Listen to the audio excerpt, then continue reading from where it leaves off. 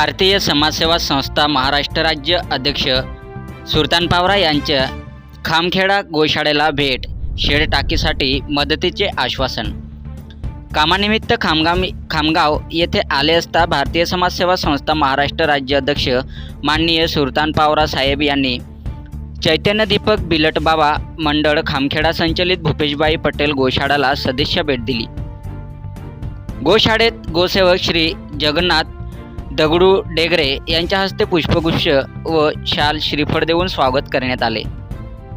यावेळी गोसेवकांनी पावसाळ्यात शेड नसल्याने व पाण्यासाठी अर्धा किलोमीटर धावपळ करावी लागत असल्याची अडचण सांगितली। गोशाळेची परिस्थिती पाहून पावरासाहेबांनी संस्थेच्या वरिष्ठ पदाधिकाऱ्यांची चर्चा करून शेड व पाणी टाकीसाठी आर्थिक मदत केली जाईल असे आश्वासन दिले।